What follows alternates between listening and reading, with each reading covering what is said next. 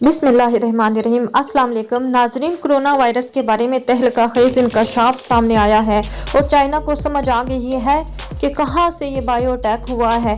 कुछ घंटे पहले की खबर है, मेच्योर होने में कुछ दिन लगेंगे, मगर खबर बिल्कुल मुसद्दका जराई से ली गई है।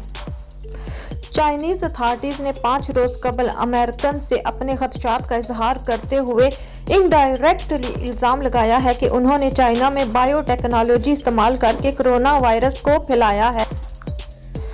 और उन्होंने कहा है कि एक ऐसी फैसिलिटी जहां पर अमेरिकन लोग या फौजी रिहाइश पजीर थे, चाइना ने जब उसको टेक ओवर किया तो वहां से काफ़ी ऐसा मटेरियल दस्तयाब हुआ जो सिक्योरिटी एजेंसीज ने टेस्ट के लिए भेजा, तो साबित हुआ कि ये कोई वायरस है या कोई वायरस स्प्रेड हो रहा है। पहले उन्होंने सार्स वायरस समझा, मगर बाद में वो कोरोना वायरस निकल आया। चाइनीज फॉरेन मिनिस्ट्री ने यूएन का इजलास बुलाने की दरख्वास्त भेज दी है और वो इस मामले में सिक्योरिटी काउंसिल तक जाएंगे। इनके पास इतना सबूत है कि वो शेयर कर सकते हैं, अभी वो पब्लिक में शेयर कर रहे हैं। नाजरीन, ये तो हुई एक साबित शुदा बात, मगर मैं आपको अपना तजज़िया पेश करना चाहती हूँ कि इस वायरस चाइना की जो अब सूरत हाल है उसके ताने बाने कासिम सुलेमानी के कत्ल की तरफ से कहीं ना कहीं से मिलते हुए ज़रूर दिखाई दे रहे हैं। ज़रा गौर करें, ये वायरस दिसंबर के आखिर में ज़हूर पजीर हुआ, यानी कि दिसंबर 2019 के आखिरी 10 रोज़ में लोगों को जब ये होना शुरू हुआ तो उन्हें बहुत तेज़ बुखार हो जाता था। तो पहले चाइना में यही समझा गया कि ये नमूनिया है, मगर फिर लोगों की बिगड़ती हुई हालत और मौत हो जाने ने तशवीश में मुब्तला कर दिया कि बात बहुत गंभीर है। चाइना तो अपने इस प्रॉब्लम में फंसता चला गया और अभी बहुत अरसा मजीद लगेगा हालात मुस्तहकम होने में।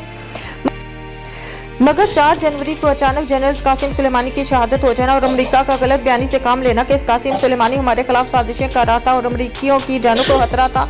असल में दुनिया के लोग बहुत हैरान हुए कि अमेरिका ने अचानक ईरान के इतने अहम जनरल को कैसे हलाक कर दिया और क्यों, जबकि एक तवील अरसा ये सब मिलकर काम करते रहे हैं। नाजरीन, मेरी राय में जनरल कासिम सुलेमानी के इल्म में इनकी ये साजिश आ चुकी थी, लिहाजा उन्होंने उनको रास्ते से हटा देना मुनासिब समझा। हो सकता है कि इस तरह वो अपने मकासद हासिल ना कर पाते और चाइनीज़ या तो फ़ौरन कोई सूरत हाल निकाल लेते या फिर कोई और लाया अमल तरतीब देते जिससे अमेरिका को ज़्यादा नुकसान उठाना पड़ता।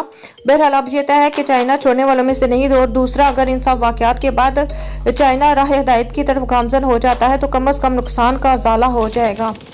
नाजरीन, इस बात को भी जान ले कि एक असूल के मुताबिक ऐसा वायरस फैलाने वाले को 100% उसकी वैक्सीन और इलाज का इल्म भी होता है। वीडियो पसंद आए तो ज़्यादा से ज़्यादा शेयर करें और लाइक करना ना भूलें, सब्सक्राइब भी करें। वीडियो देखने का आप सबका बहुत बहुत शुक्रिया। अल्लाह हाफिज़।